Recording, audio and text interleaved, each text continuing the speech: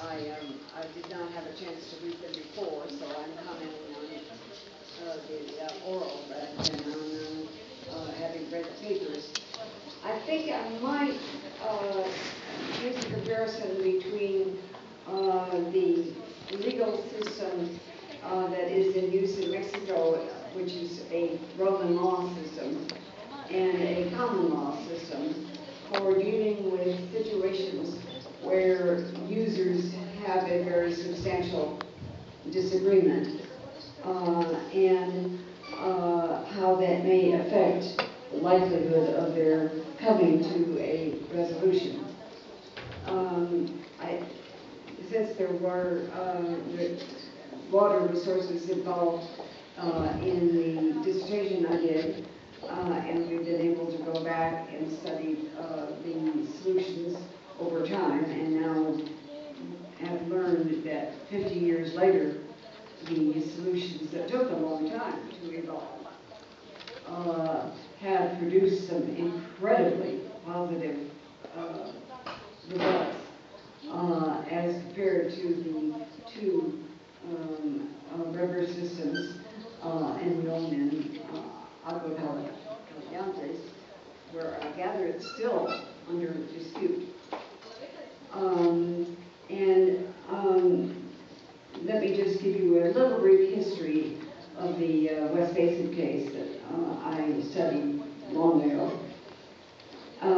This was a groundwater basin served by an aquifer coming from uphill. But since it was a groundwater aquifer, knowing the input was very difficult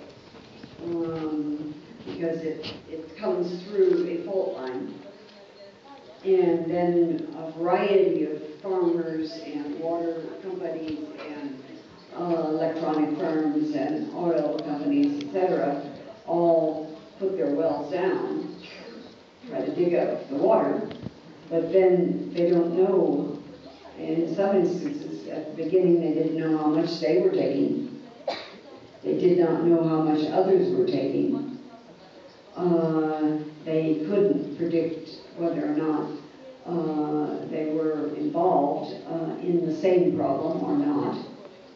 And here is where sometimes the institutions we use to help, quote unquote, resolve problems do a better job. And so I think there are probably situations where Roman law does a better job than common law. But in this situation about the problems of the difference in actors about water, sure, some were thinking they have a right to it. Others were thinking of it as economic value. They had many disagreements. But fortunately, they were able to create something called the West Basin Water Association. And that was a free, anyone was willing to participate. And since the discussions in that water association got more and more serious, it did grow to represent most of the different types of actors. They met once a month. I was able, as a graduate student, to start meeting with them every time. They had a little hard time with the women sitting in, but eventually they got used to it. And since this wasn't a formal decision-making arrangement, it was a private association of those who all were involved. They could disagree and debate and really, I saw some pretty vicious debates and accusations. Oh, this is your fault. That was your fault. That was, this sort of thing that happens over water. But they were able then to use several legal structures that were complementary to solve the key problems. They didn't know their boundaries. And over a groundwater basin that's got all sorts of different underlying structures, It's very hard to know who's in, who's out, how much water is coming across, etc. And fortunately, we were able to draw on by paying a third of the cost, the National Geographic, the U.S. Geographic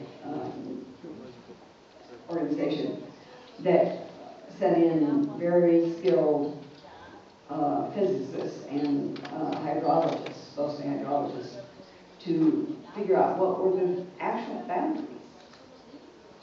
And being able to draw, so this enabled them to draw on advice of people far away who had no interest in the long run. None of the USGS hydrologists were local. None. Their answer was perfect, but they had no interest and could come up with a pretty clear representation. And there's a little tiny report in blue that had the maps, the official maps of the groundwater basin. And that was a big revelation because it did clarify not their history and rights, but who's in. Then eventually, there had been a groundwater basin upstream that had used the common law in a creative way, and they studied what had been done and created their own lawsuit. And common law lawsuits are a little different than ones coming from the federal. In a common law lawsuit, the people go to the court and say, "Court, we have a problem. Please help us."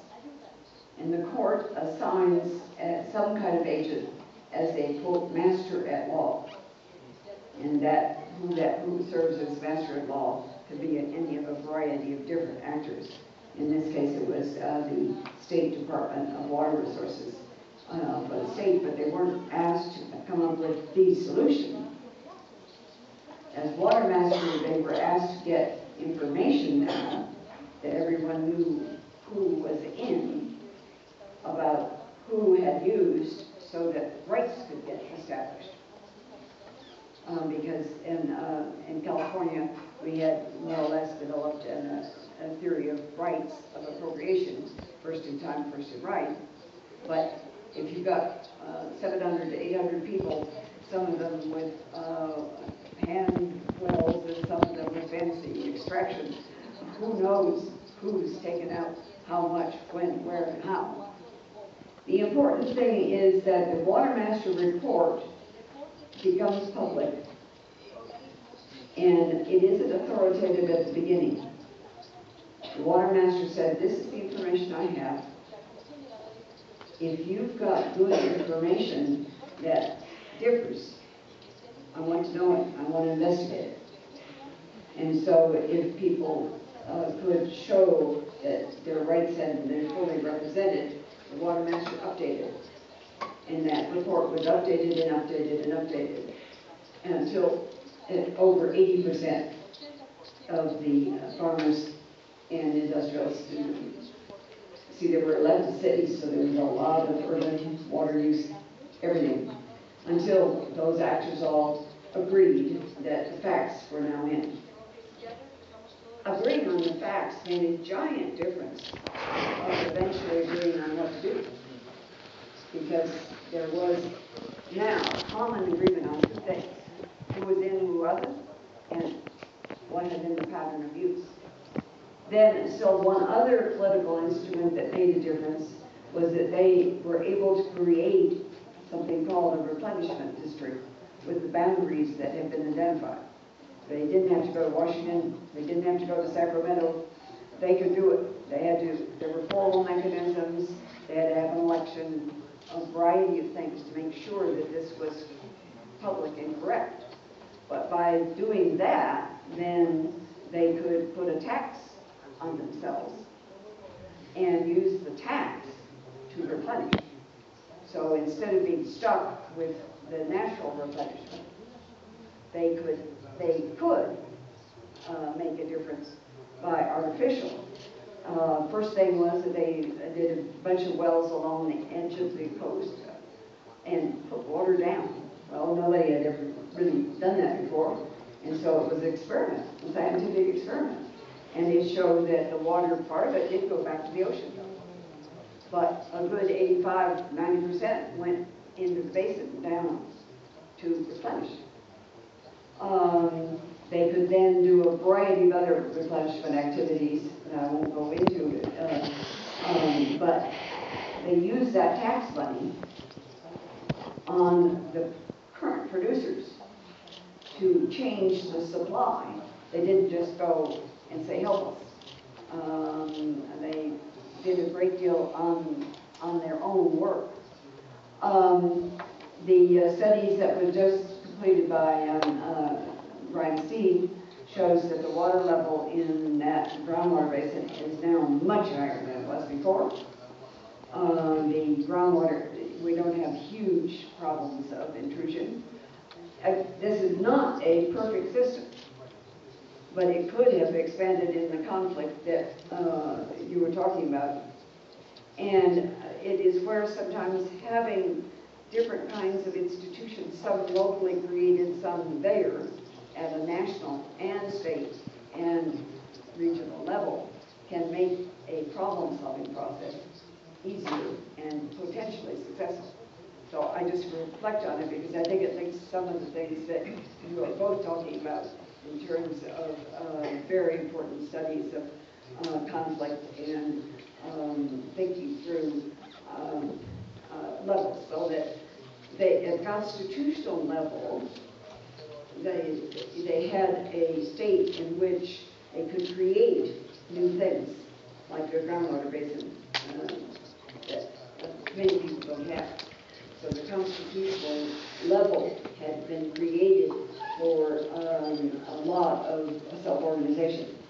At a collective choice, then once some of the units were created, they could make decisions about how much people should cut back. So one of the first decisions was that everyone listed authoritatively should cut back to 85% and eventually down. And they could make authoritative decisions about taxation. At an operational choice, then people had to decide what to do.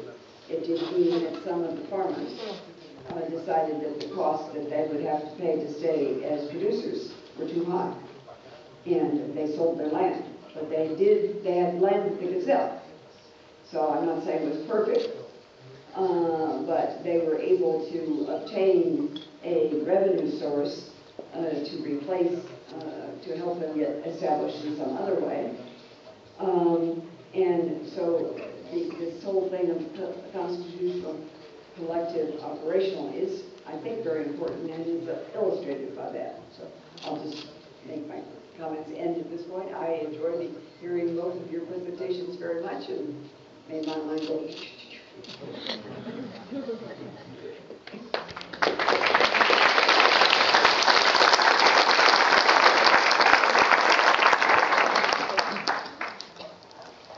Tienen ustedes la palabra. Dieron por un